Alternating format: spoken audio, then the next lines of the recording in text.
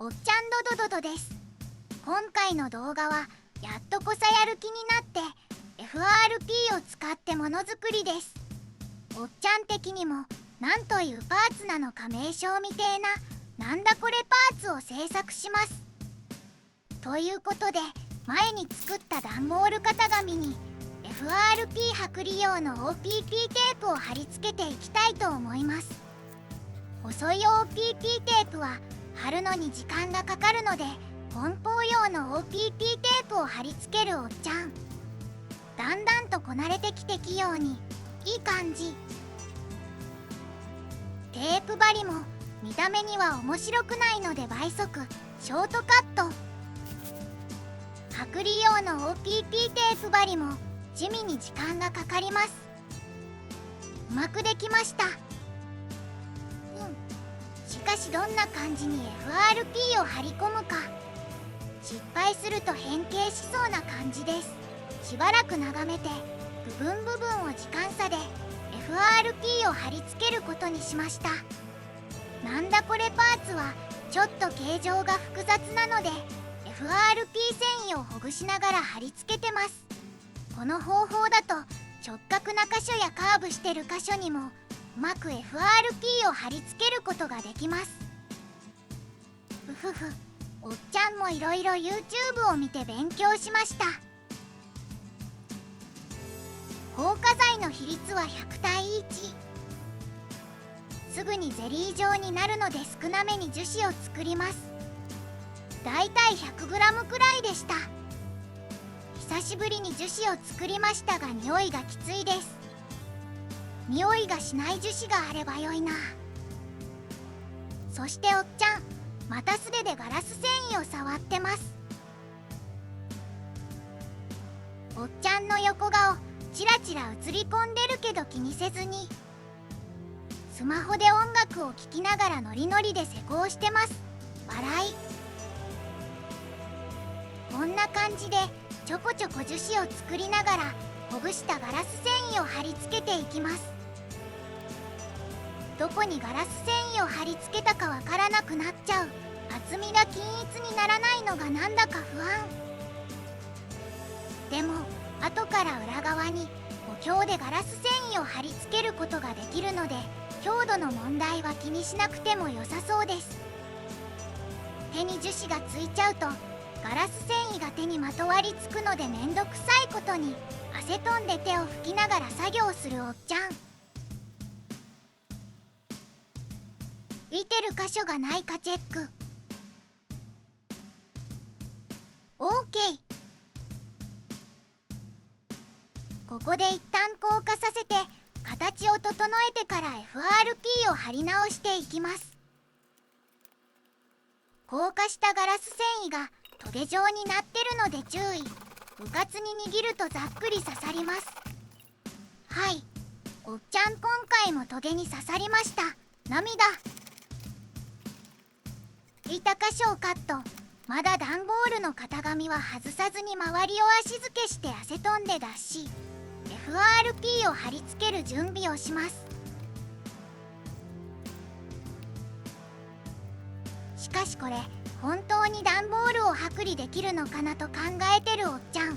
ちょっと隙間を作って外れやすくなるようにしておこう。やはりぴったりと貼り付いてます。ヘラでブリブリやってる間にちょっと別画像を。シリコンバケもう何回も使ってますが劣化はしてないです。引っ張っても切れたりせずに綺麗に剥がれるので耐久テストを兼ねてもうちょっと頑張ってもらいます。このハケは柄の部分がプラスチックなので FRP 樹脂がつきやすく固まると落ちません。樹脂が固まる前にさっと拭き取りましょう。おっちゃん手を抜いて柄が樹脂まみれになってボコボコな感じに。反省。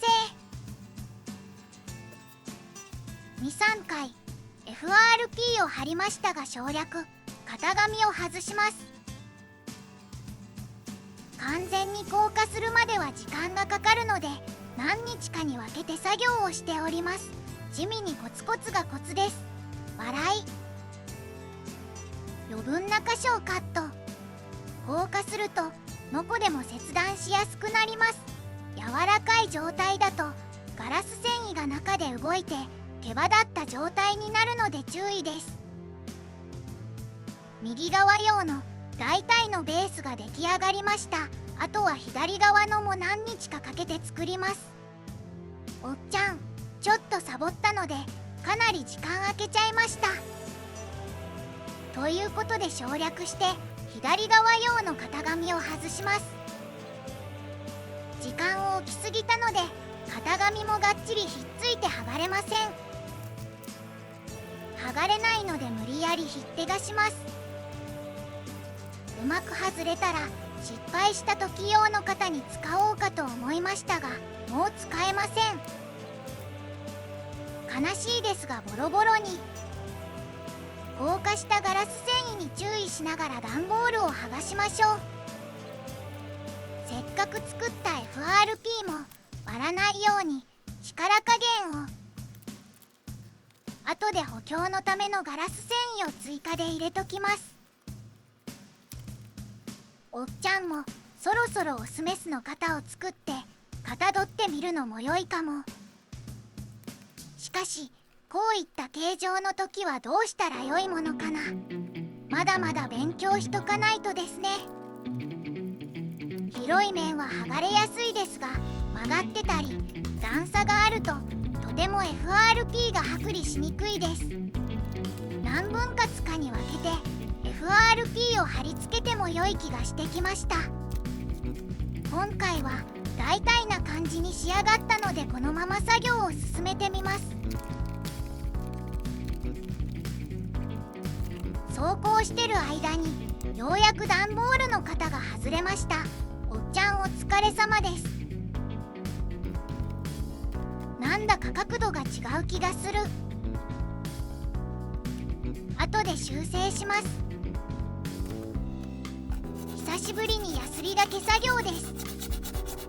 硬い、樹脂硬い。また FRP を削る作業の日々が始まるのかと思うと憂鬱ですが頑張ります。しかしこれ100円のヤスリですが長持ちですが手首の関節にはあまり良くないようで腱鞘炎に注意。そろそろサンダーを買っても良い気もしてきました。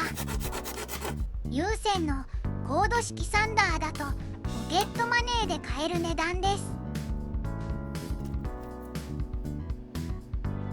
補強と成形を繰り返しながらなんとか形になってきました。形といってもレースの形ができただけなので細かなラインや面出しはまだまだです。前回買ったパテも固まっちゃって使い物にならなくなってたのでまた買わなきゃ。では今回の動画はここまで。ご視聴ありがとうございました。